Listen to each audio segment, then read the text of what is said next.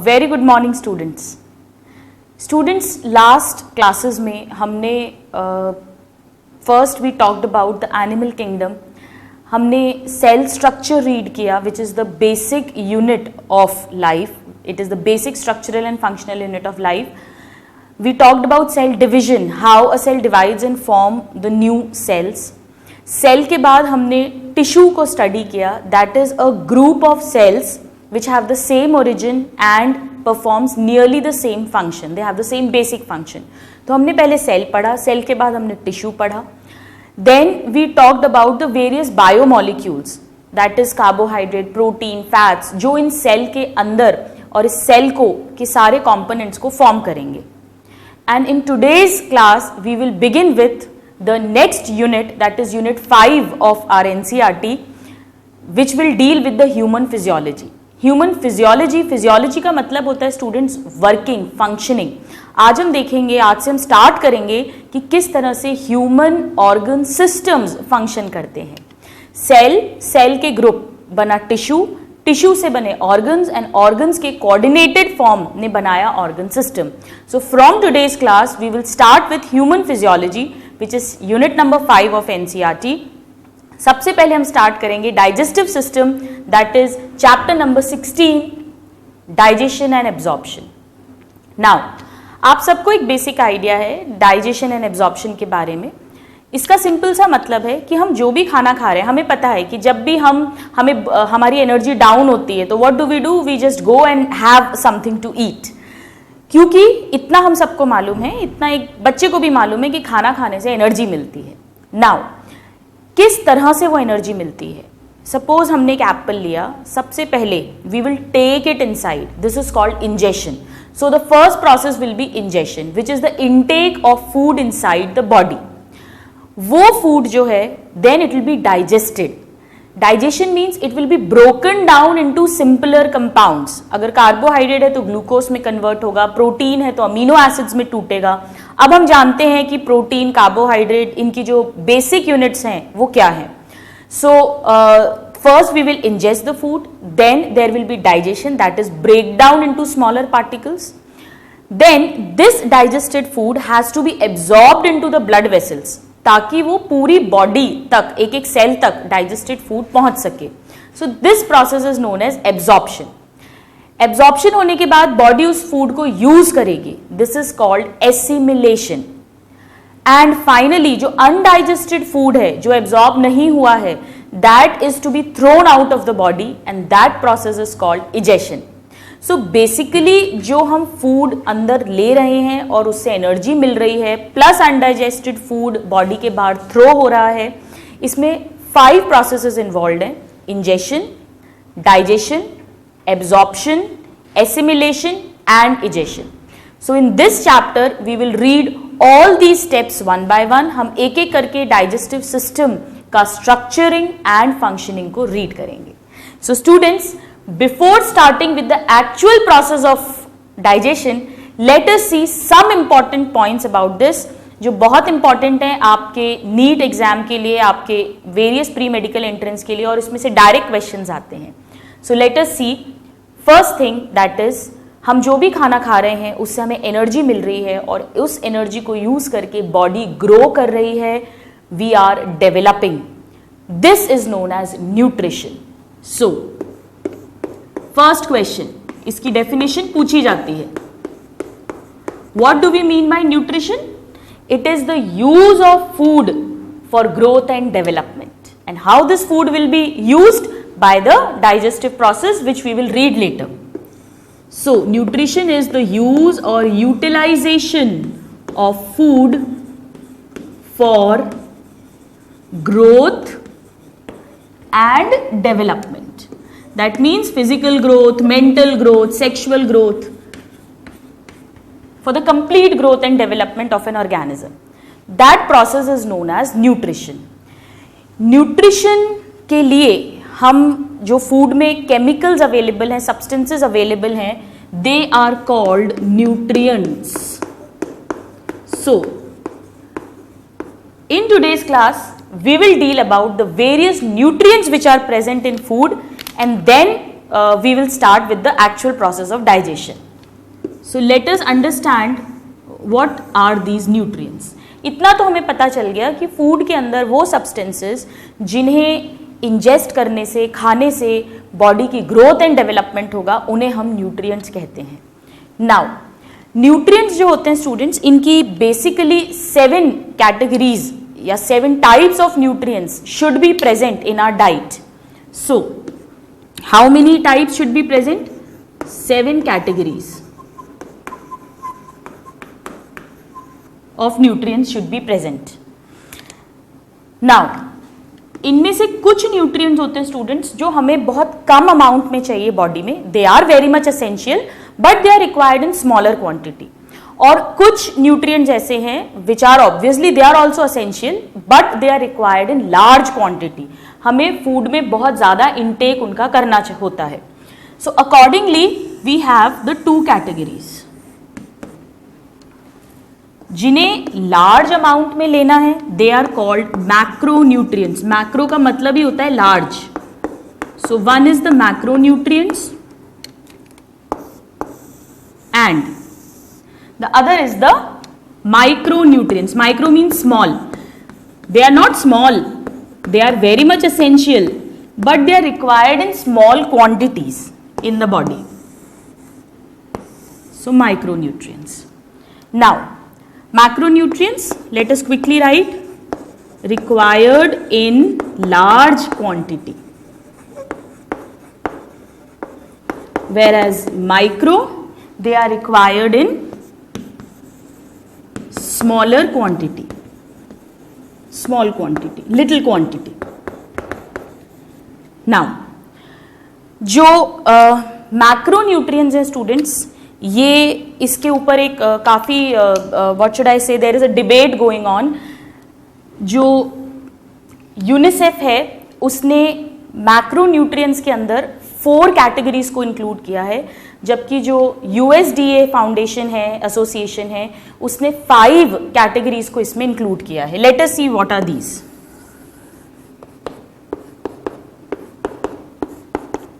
Now, we all know that जो major energy हमें मिलती है और मेजर बॉडी की जो ग्रोथ होती है, सब चाहे मसल हो, बोन हो, एनी सेल, उसमें main 3 biomolecules are present, carbohydrate, protein and fat. So these are definitely the macronutrients required in large quantity. ये क्वेश्चन आपको पूछते हैं. You should know that they are macronutrients. So carbohydrate, then fats which are also called lipids and proteins. ये तो अच्छे से learn होना ही चाहिए that these 3 are the macronutrients. Now there is one more substance and that is called fibers. Fiber मतलब रेशे. जैसे हम सैलेड खाते हैं पूरा या पूरा फ्रूट खाते हैं, then it is they are called fibers. So the next, they are also required in great amount. So fibers are also called roughage. इसका क्या फंक्शन है we will read. एंड जो डिबेटेबल है that is water. We all know that 70% of our body is made up of water. So definitely water is required in large amount. So water is a macronutrient but UNICEF ने अभी तक water को इस classification में include नहीं किया है. तो मैं यहां लिख देती हूं, this is according to USDA, not according to UNICEF. Alright, आपको इसके लिए वरी करने की जरूरत नहीं है क्योंकि ऐसा डिबेटेबल पॉइंट कभी भी आपके लेवल पर नहीं पूछा जाएगा. आपको जो क्वेश्चन आते हैं वो कार्बोहाइड्रेट, प्रोटीन एंड फैट्स के लिए आते हैं. This you should remember. Alright, this is debatable. Now micronutrients which are very essential but required in less quantity, they are 2. One is the minerals. आपको सबको पता है फ्रूट्स में, वेजिटेबल्स में बहुत सारे मिनरल्स प्रेजेंट होते हैं like sodium, potassium, fluorine. They all are very important for the body but required in small quantity. So minerals and then vitamins. We all have heard of vitamin. So various vitamins. Alright, so this is how we classify the macronutrients required in large quantities and macronutrients required in small quantities. Direct question आता है which one of the following is macro और micro nutrients, और इस तरह से उसमें options दिए रहते हैं. नाउ इनमें से स्टूडेंट्स जो विटामिन मिनरल्स है उसे हम सेपरेटली डिटेल में स्टडी करेंगे. We will read important vitamin and minerals and their functions in detail. Water हमें नहीं पढ़ना है. फाइबर्स के बारे में हम पढ़ेंगे. अब इनमें से जो बॉडी में एनर्जी देते हैं वो ये 3 होते हैं. ये डायरेक्ट क्वेश्चन पूछा जाता है. So these are the energy yielding nutrients. It's a direct question. Nutrients, energy जो मिलेगी, एटीपी जो बना सकते हैं वो यही 3 है, carbohydrate, protein and fats. Alright, so now let us move on and let us see all these nutrients one by one in detail. Let's first talk about fibers. So now we are talking about macronutrients. Fibers पे बहुत question आता है students. Let us first talk about fiber. Fibers को roughage भी बोलते हैं. Roughage. आपका जब भी हम जूस निकालते हैं, हमने अनार का जूस निकाला, एप्पल का शेक बनाया, जूस निकाला, देन व्हाट हैपन्स, जो उसके रेशे बच जाते हैं, छन जाते हैं, जिसको जो जूस में नहीं आते हैं, that is the fibre and that is very very important. इसीलिए कहते हैं कि juice should not be taken, instead the whole fruit should be taken. आप पूरा अनार खाइए, पूरा मौसम्बी खाइए, क्योंकि मौसम्बी में, संतरे में जूस जब निकालते हैं तो जितने भी रेशे हैं, जितने भी फाइबर्स हैं, they all are lost. And this fibre is very important. Why it is important? क्योंकि ये जो फाइबर्स होते हैं स्टूडेंट्स, ये जो हमारी बॉवल है, यानी हमारी गट है, इंटेस्टीन है, उसकी मोटिलिटी के लिए, मूवमेंट्स के लिए बहुत इंपॉर्टेंट है. अगर इंटेस्टीन प्रॉपरली फंक्शन नहीं करेगी, प्रॉपरली मूवमेंट, पेरिस्टाल्सिस नहीं करेगी, तो फूड जो है वो प्रॉपरली बॉडी से बाहर नहीं निकल पाएगा, एब्जॉर्ब भी नहीं हो पाएगा, यानी उस पेशेंट को कॉन्स्टिपेशन हो जाएगा. और अगर वो properly, if it will not be able to throw out the waste material, then it will cause lot of diseases. So direct question पूछा जाता है, what is the function of roughage? It helps in bowel movement. Bowel movement, that is the movement of intestine or gut. This is the first question. Now, what does it do? It prevents constipation. कब्जी होना, इसको ये prevent करता है. इसीलिए अगर किसी को constipation है तो डॉक्टर उसको बोलता है कि आप खूब सैलेड खाइए, खूब फ्रूट्स खाइए, then so that you can get rid of constipation. So it prevents constipation. This is the second question. Then third question is source, where they are found. हमने अभी अभी बात करी है, जितने भी कच्चे फ्रूट्स हैं, raw fruits, not the juice. So next time don't take the juice. Juice तो पूरा यूरिन में एक्सक्रीट आउट हो जाता है. You don't get any nutrients. You should have the raw fruit instead. Then raw vegetables, that means salad. खूब सारा salad इसीलिए कहते हैं खाने के साथ खाना चाहिए, ताकि बॉवल मूवमेंट प्रॉपर रहे, प्रॉपर डाइजेशन, एब्जॉर्प्शन हो. Then whole grains. Whole grains मतलब दलिया जैसे, मक्का, जो ग्रेन्स हैं उनको पीस कर नहीं, आटा बना के नहीं, पूरा का पूरा हम अगर हम उसको ईट कर रहे हैं, जैसे भुट्टा खा रहे हैं, उसमें sweet corn, we are taking the corn directly, we are taking दलिया जिसमें व्हीट के ग्रेन्स हैं. So whole grains, fruits, vegetables, these are the main sources of fibers. All right, now let us see the second category. Second जो category है, इसको students हम एक साथ लिखेंगे and we will call it energy yielding nutrients. ये बहुत question आता है स्टूडेंट्स, आप अच्छे से नोट करिएगा कि which one of the following provides energy to the body. उसमें फाइबर अगर ऑप्शन है तो नहीं लिखेंगे. एनर्जी सिर्फ 3 से ही मिलती है, and that is the carbohydrates, fats, that is lipids, and proteins. This is very very important. Now, सबसे पहले हम ये देखते हैं कि हमारे बॉडी की एनर्जी रिक्वायरमेंट कितनी है, हमें कितनी एनर्जी पर डे चाहिए. अब ये जो रिक्वायरमेंट है स्टूडेंट्स, ये with age, with your physical condition changes.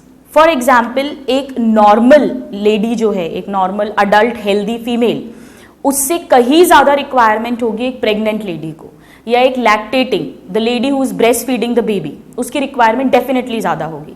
या अगर कोई डिजीज्ड पर्सन है, वो ऑलरेडी डिजीज्ड है, यानी उसकी बॉडी को ज़्यादा एनर्जी चाहिए ताकि उसका इम्यूनिटी सिस्टम उस डिजीज को फाइट कर सके, so the requirement will definitely increase. एक बच्चे की रिक्वायरमेंट एक अडल्ट के कंपैरिजन में डेफिनेटली कम होगी. So the requirement changes. हम जो एनर्जी रिक्वायरमेंट की बात करते हैं वो एक हेल्दी अडल्ट में बात करते हैं. So let us see some points in this. Energy requirement of body, इस पे क्वेश्चन पूछते हैं. We are talking about human energy requirement of body. ये सब क्वेश्चंस हैं. अगर अडल्ट मेल की बात करें, we are talking about healthy not diseased, adult healthy male, then the requirement is 2600 calories per day. ये अच्छे से लर्न होना चाहिए. And if we talk about adult healthy female, then the requirement will be slightly less, क्योंकि females में सारे metabolic processes comparatively कम rate पे होंगे. So 2200 calorie per day. 22 and 2600 calories. Now body ये कैलोरीज, ये जो एटीपी बनेगी, जो कैलोरीज हैं, ये किस फूड से एक्वायर करेगी? फूड के कार्बोहाइड्रेट्स, प्रोटीन्स और फैट्स के थ्रू बॉडी एक्वायर करेगी. अब जो भी हम फूड खा रहे हैं उसमें प्रोटीन्स भी हैं, कार्ब्स भी हैं, फैट्स भी हैं. तो बॉडी सबसे पहले किसको यूज करेगी? बॉडी की क्या प्रेफरेंस है? This is a very very important question. So body's preference for energy source. इन तीनों में से सबसे पहले बॉडी किसको यूज करेगी? ये क्वेश्चन पूछते हैं. This is important. Alright, body सबसे पहले कार्बोहाइड्रेट को यूज करेगी. इतना तो हम सब जानते हैं कि सबसे पहले कार्बोहाइड्रेट यूज होता है, जो भी शुगर हम ले रहे हैं, कार्ब्स ले रहे हैं. नेक्स्ट बॉडी जो है वो फैट्स को यूज करती है और फिर प्रोटीन को. इसीलिए स्टूडेंट्स, जब कोई पर्सन डाइटिंग करता है, यानी उसने कार्बोहाइड्रेट का इंटेक कम कर दिया, बॉडी कार्बोहाइड्रेट सबसे पहले यूज करती है. अब कार्बोहाइड्रेट की क्वांटिटी कम होती जा रही है बॉडी में. जब वो क्वांटिटी काफी कम हो जाएगी तो बॉडी जो फैट स्टोर्ड है हमारी बॉडी में उसे यूज करने लग जाएगा.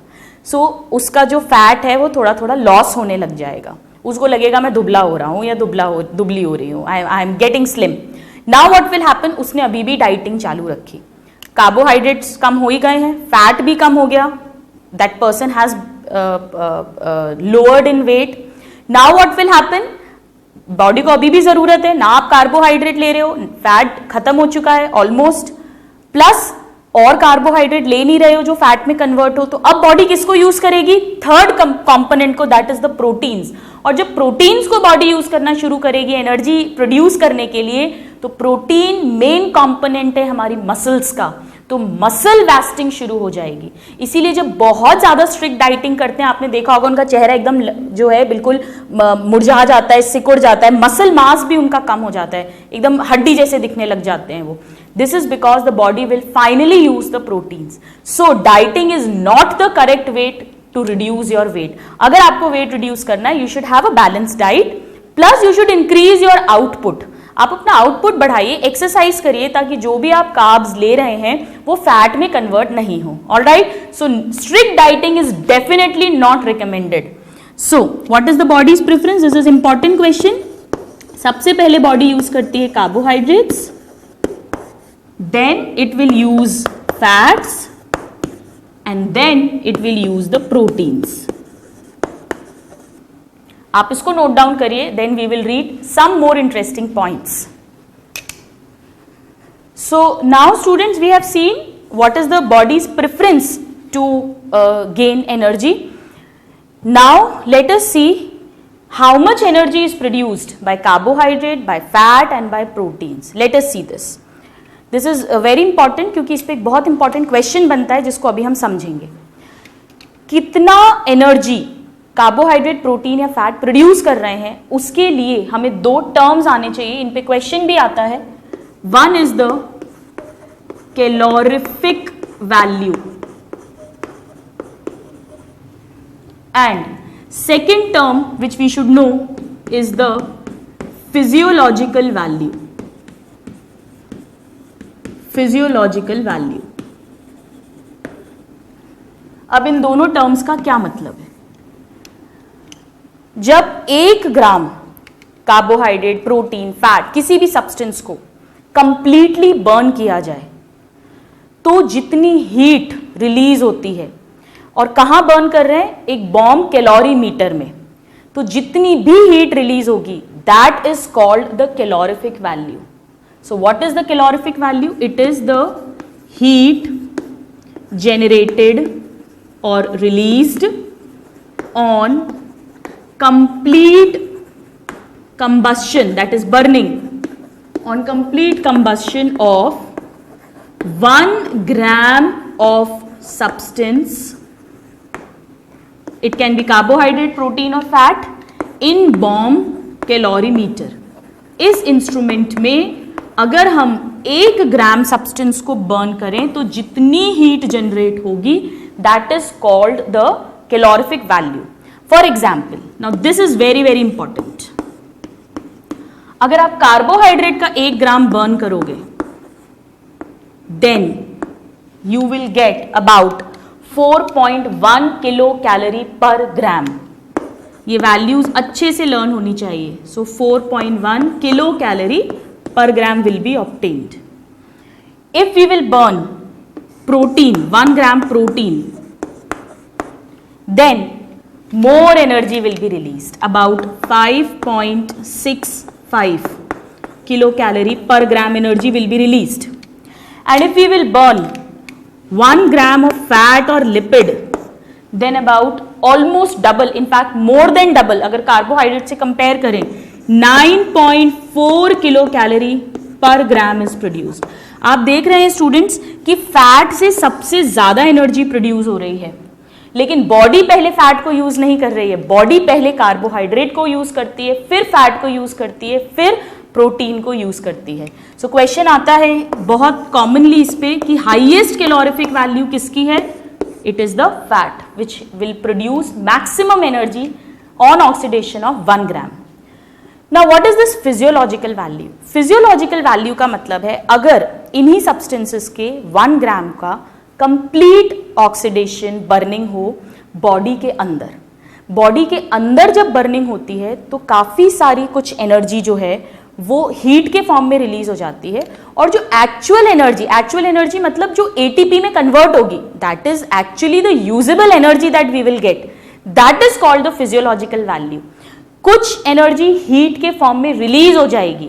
Alright, so this is the actual energy, यानी जो एटीपी मिलेगी, एक्चुअल एनर्जी रिलीज्ड और ऑब्टेन्ड ऑन, यहां भी कंप्लीट हो रहा है burning, on complete oxidation of 1 gram of substance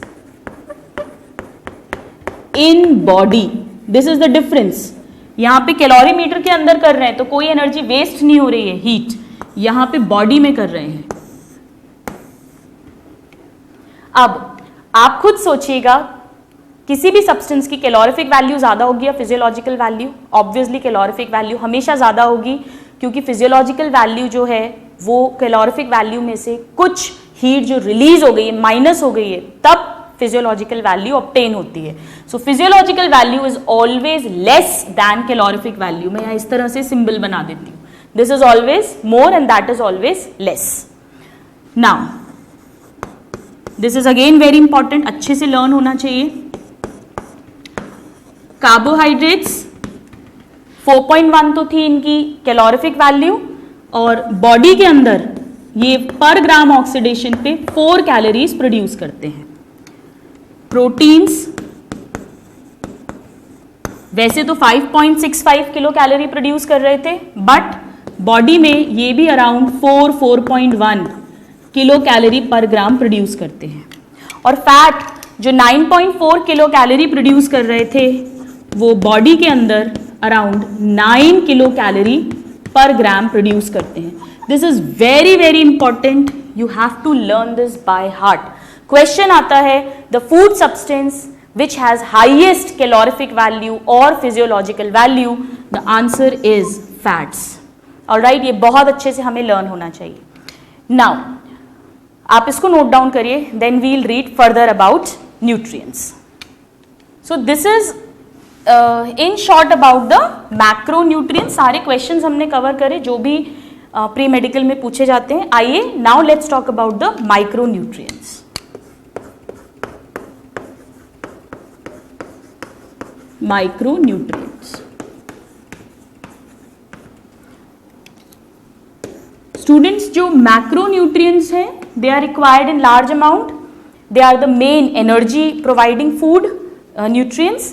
they are also the building block of body because protein है उसमें, and fibers were useful for the bowel movements. Now these micronutrients are required in smaller quantities which we have already written, and they are very important. ऐसा नहीं है कि कम ज़रूरत है तो इनका कोई काम नहीं है. They are very very important. So they are required in smaller quantity and they are essentially, question आता है इसलिए आपको लिखवा रही हूँ, essential for body functions. Question आता है micronutrients are not essential, essential, they are essential. So they are essential for various body functions. Micronutrients जो हैं vitamins and minerals, they are also called preventive principles. Now this is another question, also known as, let me write, preventive principles. Prevention मतलब बचाव. ये mineral और vitamins जो हैं ये हमारी बॉडी को वेरियस डिजीजेस से प्रिवेंट करते हैं, बचाव करते हैं. Hence they are very very important. So we should have lot of fruits, lot of vegetables, so that we get lot of vitamins and minerals and we don't fall sick. So they are also called preventive principles. Very very important question पूछते हैं. Why? Because they prevent against disease. Now there are two types, we already know. There will be minerals and vitamins which are included as micronutrients. So now students, let us first start with minerals and then we will talk about vitamins in detail. So let's write about minerals first.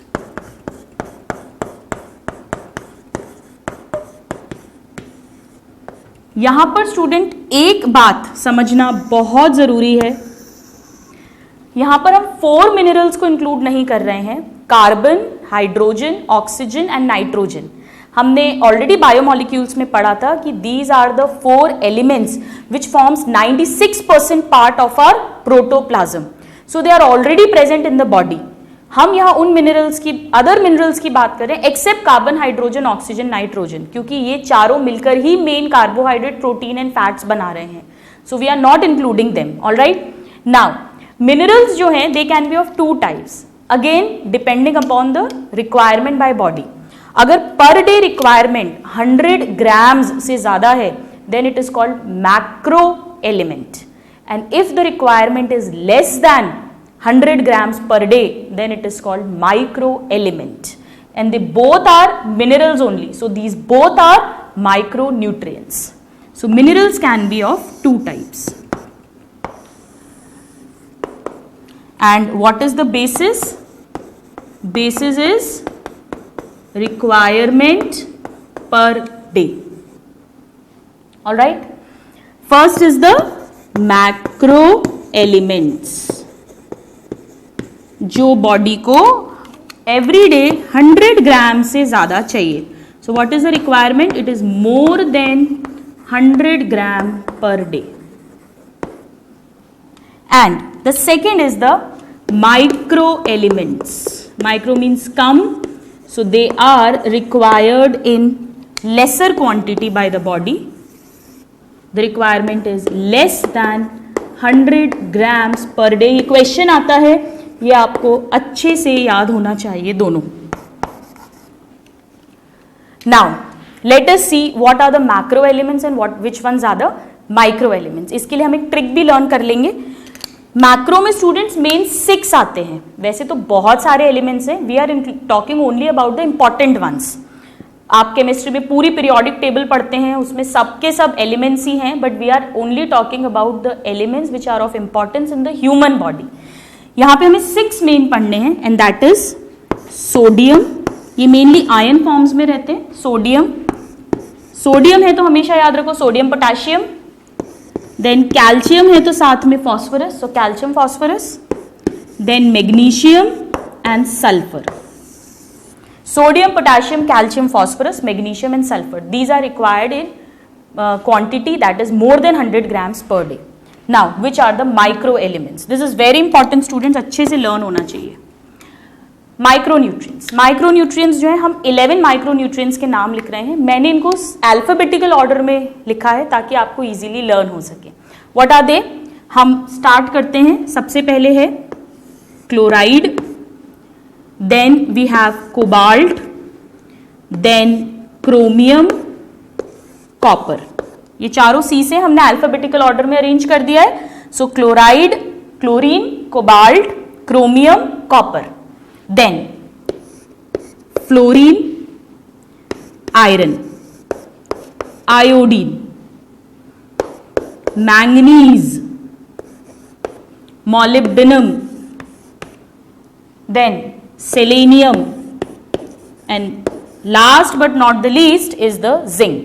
All right, so these are the 11 micro elements which we should know. Macro elements तो 6 के नाम आपको अच्छे से learn होने चाहिए. यहाँ पर सबसे ज्यादा क्वेश्चंस जो पूछते हैं iron, fluorine, iodine, zinc and chlorine. ये 5 नेम्स अच्छे से लर्न होने चाहिए. आप इसको नोट डाउन करिए, फिर हम मैक्रो एलिमेंट्स और माइक्रो एलिमेंट्स के इंपॉर्टेंट फंक्शंस और उनकी ट्रिक लर्न करेंगे. Please note this down.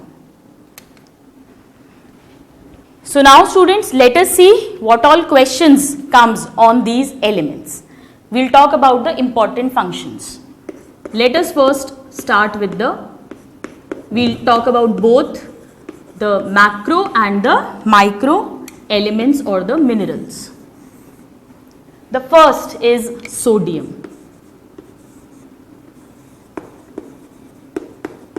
That is Na.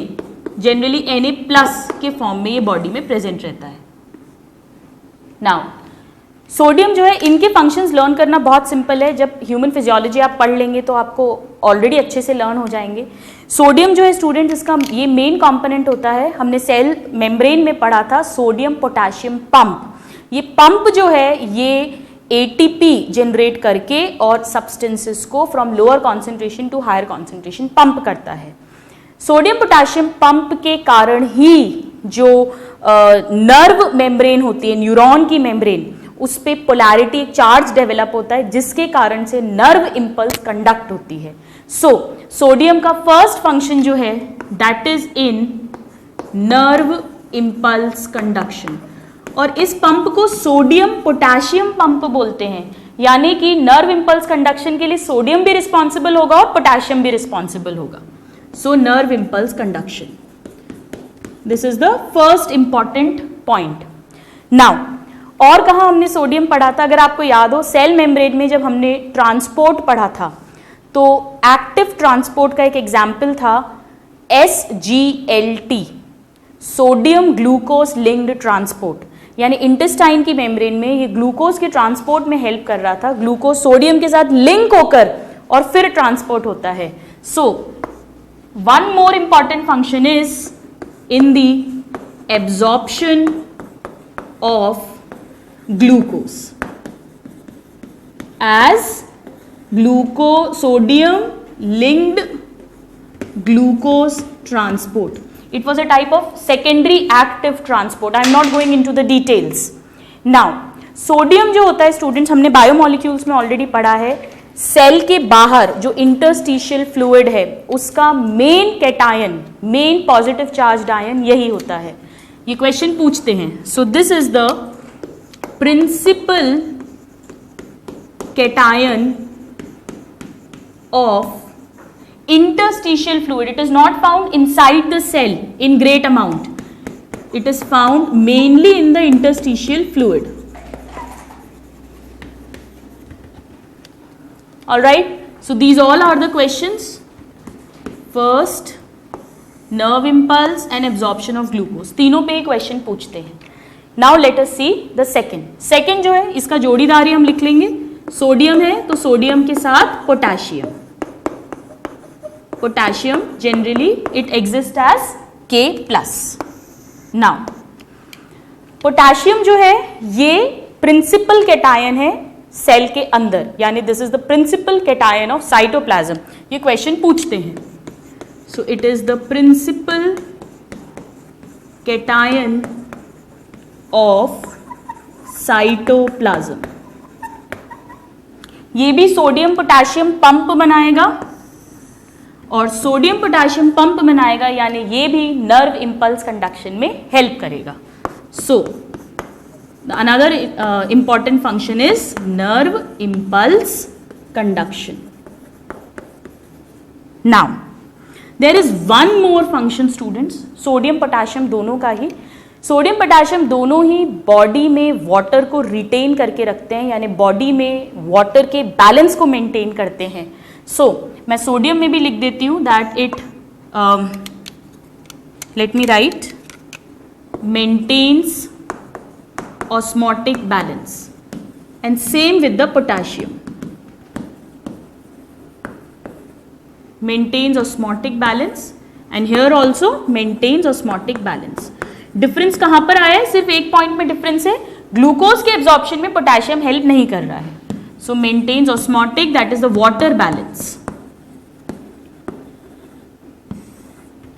So these are the important functions of potassium. That means अगर बॉडी में सोडियम पोटेशियम की डेफिशिएंसी हुई, कमी हुई, तो नर्व इंपल्स प्रॉपरली कंडक्ट नहीं होगी। So there will be some kind of problem in the nervous system. Plus अगर सोडियम की डेफिशिएंसी हुई then there will not be proper absorption of glucose. Glucose properly नहीं पहुंचेगा सेल्स तक तो वो एटीपी में कन्वर्ट नहीं होगा। Krebs cycle, glycolysis will not properly take place. So जो हमारे मेटाबॉलिक फंक्शंस हैं they will slow down. So this is how you can relate. अगर आपको फंक्शन आते हैं तो आप आराम से उसकी डेफिशिएंसी सिम्टम्स को भी समझ सकते हैं। Now let's see the third. Now third is very very important, that is calcium. We know it exist as Ca2+। Calcium के बारे में हम ऑलरेडी कई जगह पढ़ चुके हैं। नंबर 1, कैल्शियम जो है ये मसल कॉन्ट्रैक्शन में हेल्प करता है। हम इसे लोकोमोशन चैप्टर में डिटेल में पढ़ेंगे। So this is responsible for muscle contraction. हम नर्व्स में पढ़ेंगे स्टूडेंट्स कि सोडियम पोटेशियम पंप के थ्रू नर्व इंपल्स आगे बढ़ती है और जब वो न्यूरॉन के एंड पे, आपको याद है हमने पढ़ा था उसके टर्मिनल एंडिंग पे पहुंचती है, तो वहां पे जब उसे नेक्स्ट न्यूरॉन पे जंप करना है उसके लिए कैल्शियम की जरूरत पड़ती है। उसका क्या रोल है, कैसे फंक्शन करता है, वो हम बाद में पढ़ेंगे जब हम नर्वस सिस्टम पढ़ेंगे। So this is also helpful in nerve impulse conduction. When the nerve impulse has to travel from one axon to the other neuron, from one neuron to the other neuron, then calcium is required. So this is the second use. Now third use students हम already पढ़ चुके हैं कि bones जो हैं उसमें और teeth में कैल्शियम बहुत होता है। बोन तो हमने पढ़ा ही था कि बोन का जो मैट्रिक्स है वो हार्ड ही कैल्शियम के कारण होता है। So this is also required for formation of bone and teeth. इसीलिए कहते हैं कि आप अच्छे से दूध पीजिए, मिल्क प्रोडक्ट्स लीजिए ताकि आपके बॉडी में कैल्शियम की कमी नहीं हो। अगर कैल्शियम कम हो गया तो हड्डियां कमजोर हो जाएंगी, दांत कमजोर हो जाएंगे। So because this is an important constituent of bone and teeth. So this is the next important function. एक जगह और हमने कैल्शियम पढ़ा है स्टूडेंट्स, आई एम श्योर आपको याद आ जाएगा, जब हमने ब्लड क्लॉटिंग पढ़ी थी, ब्लड कोएगुलेशन, वहां पे जो क्लॉटिंग फैक्टर नंबर 4 था that was calcium and it was an important factor जो ब्लड को क्लॉट करवा रहा था. So role in blood clotting और blood coagulation. This was the clotting factor 4, calcium ions. All right. So calcium सभी important है, but मैं यहाँ पर फिर भी एक स्टार लगा रही हूँ. This is extra important. Muscle contraction, nerve impulse conduction, bone and teeth and blood coagulation. These are the important functions. आप इसको नोट डाउन करिए, then we'll read further. Now let's talk about some more important elements. Calcium के बाद हम पढ़ेंगे calcium का जोड़ीदार phosphorus. So now let's talk about phosphorus. Phosphorus the symbol is P. और फॉस्फोरस जो है स्टूडेंट्स, ये जनरली फॉस्फेट आयंस के फॉर्म में रहता है 3 नेगेटिव चार्जेस के साथ. नाउ फॉस्फोरस जो है वो भी हमने पढ़ा था बोन्स में प्रेजेंट होता है. So this is has role just like calcium, formation of bone and teeth. Calcium को हमेशा अपन जनरली जोड़ी बना के पढ़ते हैं फॉस्फोरस के साथ, याद रखने का तरीका. So bone and teeth. Now phosphorus बहुत इंपॉर्टेंट है. फॉस्फोरस को हमने कहाँ और पढ़ा है? Nucleic acids, DNA, RNA. आपको याद आ रहा है न्यूक्लियोटाइड का इंपॉर्टेंट कंपोनेंट था phosphorus. So it is important constituent of nucleic acids, that is DNA and RNA. तो अगर फॉस्फेट बॉडी में कम हो गया so DNA RNA synthesis will be affected. Next और कहीं पढ़ा है हमने, आपको याद है न्यूक्लिक एसिड्स में जब हमने एटीपी पढ़ा था, which is our energy currency, adenosine triphosphate. ATP में भी क्या है? फॉस्फेट. अगर फॉस्फेट की कमी हो गई तो एटीपी नहीं बन पाएगी प्रॉपरली. एटीपी नहीं बनेगी तो सेल को एनर्जी नहीं मिलेगी. एनर्जी नहीं मिलेगी तो जितने भी मेटाबॉलिक प्रोसेसेस हैं they will definitely be hampered. So constituent of ATP. बहुत इंपॉर्टेंट क्वेश्चंस हैं सारे. Now let's see the next. Macro में 6 होते हैं स्टूडेंट्स, हमने 4 पढ़ लिए, sodium, potassium, calcium, phosphorus. Now the next is magnesium. Magnesium generally is in form of Mg2+. Magnesium जो होता है स्टूडेंट्स, ये बहुत सारे एंजाइम्स का कोफैक्टर है. कोफैक्टर हमने पढ़ा था. Cofactor means it is an activator, metal activator, which is joined with the protein part of the enzyme, and then the enzyme will become active. So it is cofactor for enzymes. एक और जगह हमने पढ़ा था magnesium, आपको याद आ जाएगा मैं जैसे ही बोलूंगी.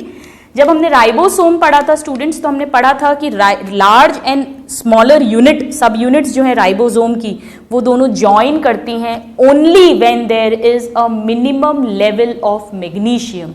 सो the next function is the joining और assembly, not, let me write the joining of 2 sub units of ribosome. Critical level होता है मैग्नीशियम का, तभी दोनों large and small sub units join करती हैं. 0.001 मोलर कॉन्सेंट्रेशन हमने पढ़ा था. Now the next is sulphur, the next macro element. Sulphur जो है, जब हमने अमीनो एसिड्स पढ़े थे तो हमने सल्फर कंटेनिंग अमीनो एसिड्स पढ़े थे, मीथियोनिन एंड सिस्टीन, उनमें सल्फर मिलता है और वो amino acids are very very important. Methionine तो उनमें से असेंशियल अमीनो एसिड है. So this is an important constituent of methionine and cysteine. अगर आपको पुरानी क्लासेस लर्न है तो आप काफ़ी अच्छे से समझते हुए इनको पढ़ सकते हैं. Cysteine amino acids. एक और यूज है इसका स्टूडेंट्स, जो इंसुलिन हार्मोन है उनका भी इंपॉर्टेंट कंस्टिट्यूएंट होता है सल्फर. क्योंकि अगर आपको याद हो, जब हमने इंसुलिन हार्मोन का स्ट्रक्चर पढ़ा था प्रोटीन्स के अंडर, तो अल्फा चेन, बीटा चेन और उन दोनों को डाई सल्फाइड बॉन्ड के थ्रू ज्वाइन किया था, यानी सल्फर बॉन्ड्स के थ्रू ज्वाइन किया था. सो it is also constituent of insulin hormone. Alright, so these are the 6 macro elements. Now let's quickly talk about the important micro elements as well. मैंने आपको underline किया था इंपॉर्टेंट वंस को. पहले हम बात करते हैं आयरन की. स्टूडेंट्स, कई बुक्स में आयरन को मैक्रो एलिमेंट लिखा हुआ है, but it should be very clear in your mind, it is a micro element. इसकी रिक्वायरमेंट बॉडी में 100 ग्राम्स पर डे से कम होती है. आयरन कहाँ पड़ा है हम जानते हैं, हीमोग्लोबिन प्लस मसल्स में जो मायोग्लोबिन है, यानी जितने भी रेस्पिरेटरी पिगमेंट है.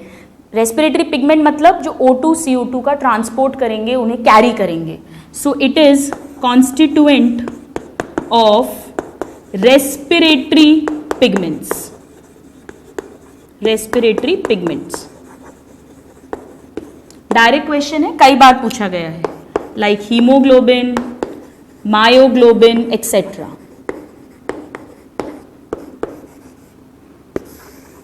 नाउ आयरन जो है स्टूडेंट्स, ये बहुत सारे रेस्पिरेटरी एंजाइम्स हैं, जैसे साइटोक्रोम जो माइटोकॉन्ड्रिया के अंदर वर्क करते हैं एटीपी फॉर्मेशन के लिए, उनका भी इंपॉर्टेंट कॉन्स्टिट्यूएंट है. So it is also constituent of respiratory enzymes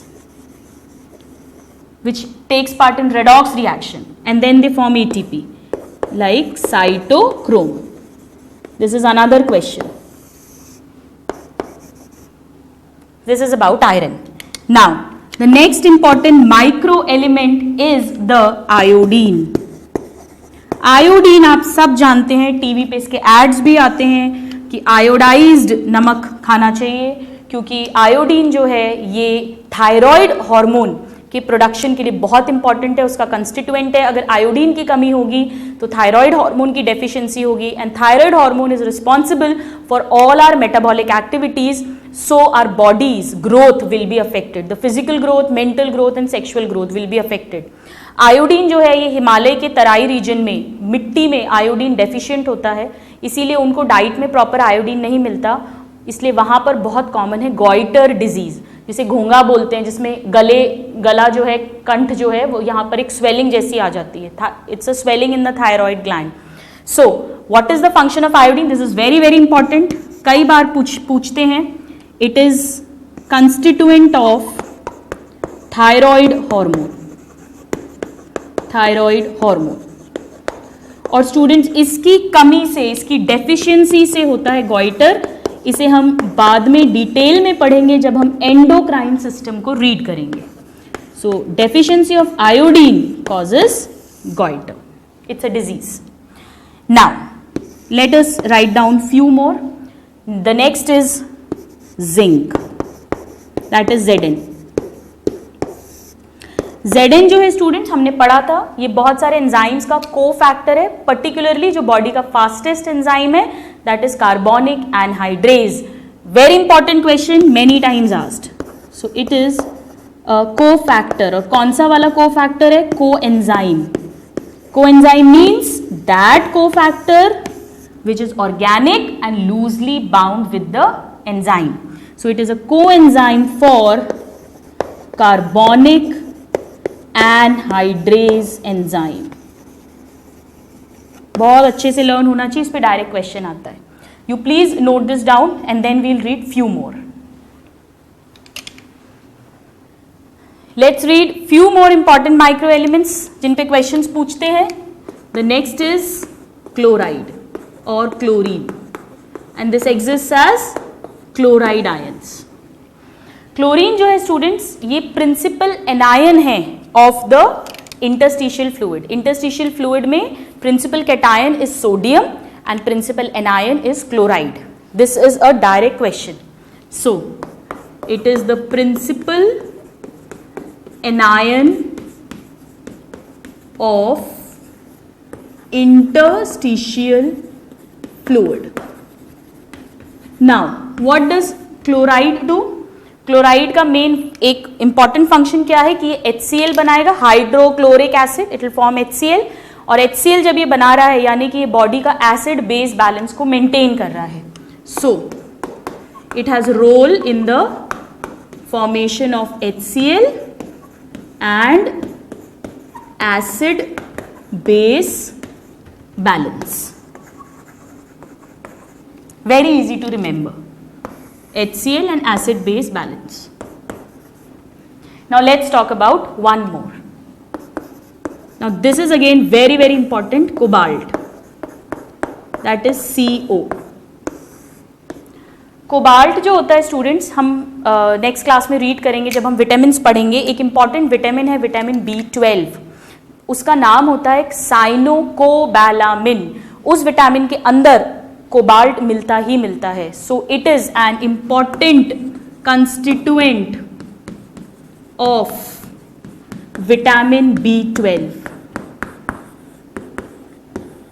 यानी अगर कोबाल्ट की डेफिशिएंसी होगी तो B12 की डेफिशिएंसी होगी, और अगर विटामिन B12 की डेफिशिएंसी होती है तो परनीशियस एनीमिया नाम की डिजीज होती है. हम इसके बारे में बात करेंगे जब हम B12 पढ़ेंगे. So the deficiency disease is pernicious anaemia. Same B12 की डेफिशिएंसी से भी यही डिजीज हो रही है, और कोबाल्ट की डेफिशिएंसी से भी सेम आंसर आएगा. दिस इज इंपॉर्टेंट, ये बहुत क्वेश्चन पूछा जाता है. Down there is one more and that is selenium. Selenium जो है स्टूडेंट्स, ये एक एंटीऑक्सीडेंट है.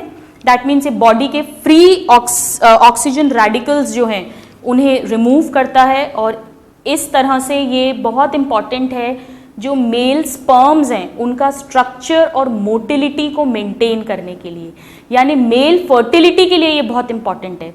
कई पेशेंट्स जब आते हैं जो इनफर्टाइल हैं, they are not able to conceive, they are not able to have baby, और अगर मेल फैक्टर रिस्पॉन्सिबल है, स्पर्म काउंट लो है या स्पर्म मोटिलिटी लेस है, तो उन्हें जो मेडिसिन दी जाती है उसका इंपॉर्टेंट कॉन्स्टिट्यूएंट ये सेलेनियम होता है, because this will improve the fertility in males. So, selenium is an antioxidant and this is important in male fertility. Selenium की कमी से male fertility decrease हो जाएगी because they maintain the structure and motility of sperms. So, this is important. Male fertility. And then there were few more. Let me just quickly write down. Manganese, then molybdenum. ये दोनों ही जो हैं students, ये को-फैक्टर्स होते हैं कई सारे enzymes के लिए. So they are cofactors for various enzymes. Alright. So these are the important minerals. 6 macro minerals, macro elements, more than 100 grams per day. That is sodium, potassium, calcium, phosphorus, magnesium and sulfur. And 11 micro elements we read. हमने serial order में learn किया है. Chloride, cobalt, chromium, copper, fluorine and iron, iodine.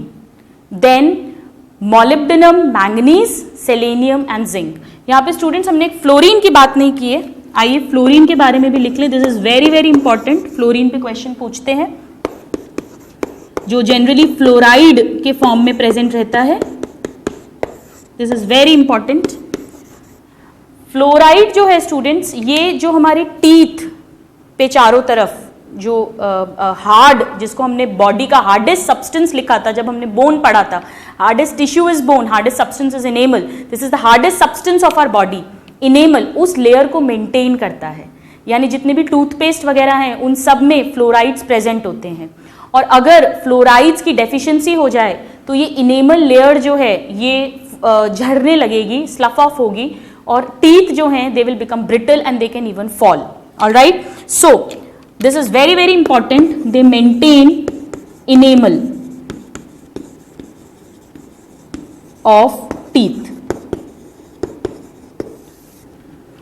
लेकिन यहां पर जो हमें एक पॉइंट लिखना है जिस पे बहुत क्वेश्चन पूछते हैं, अगर फ्लोराइड की एक्सेस हो जाए, कुछ एरियाज हैं जहां पे जो वाटर बॉडी है जिसका पानी घरों में सप्लाई हो रहा है, जिससे कि हम जो है अपना माउथ वॉश कर रहे हैं, उसमें फ्लोरीन की क्वांटिटी बहुत ज़्यादा होती है.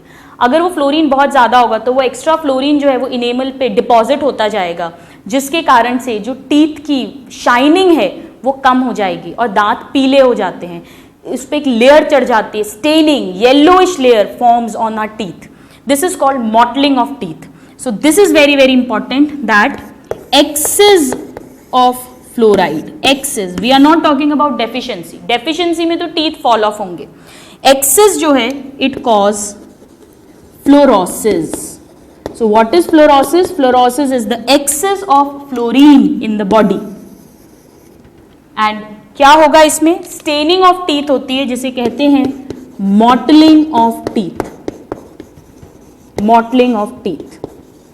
This shininess will be reduced. This is very important. अच्छे से learn होना चाहिए that excess of fluoride will cause fluorosis, which is mottling or staining of teeth.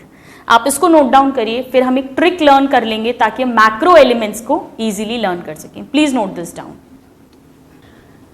So students, now let's read the trick to remember all the important macro elements. Micro elements जो 11 है वो आपको serial order में learn करने हैं. एक दो बार आप उन्हें पढ़ेंगे, अच्छे से याद हो जाएंगे अगर आप उन्हें अल्फाबेटिकल ऑर्डर में ही लर्न करिएगा. सो let us write down now the trick for macro elements, the 6 macro elements which we have read. बहुत इंपॉर्टेंट है, डायरेक्ट क्वेश्चन पूछते हैं. The trick is Nana Patekar, सब जानते हैं आप Nana Patekar, he is a famous Bollywood hero. Scolded, सबकी डांट लगाता रहता है, बहुत एग्रेसिव है. He scolded magistrate. कुछ दिन पहले केस हुआ था स्टूडेंट्स जहां पे बहुत सारे किसानों ने आत्महत्या कर ली थी और Nana Patekar raised his voice against this. So he scolded magistrate in किसान केस. ये हमारा ट्रिक है that Nana Patekar scolded magistrate in किसान case. Let us see all the names. N, this is Na, that is sodium, Na. Then P is for phosphorus, S sulfur, Mg, this is magnesium, then K potassium, and then Ca, this is calcium.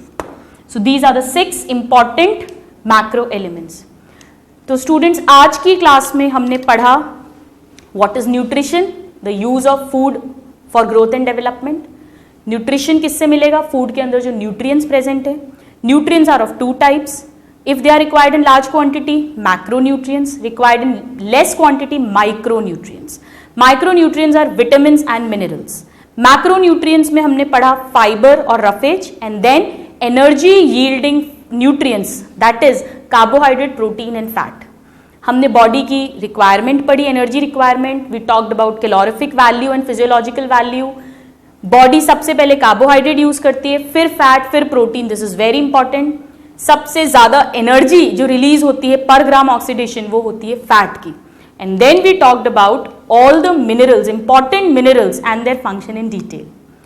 So next class में students we will talk about the second micronutrient, that is the vitamins in detail.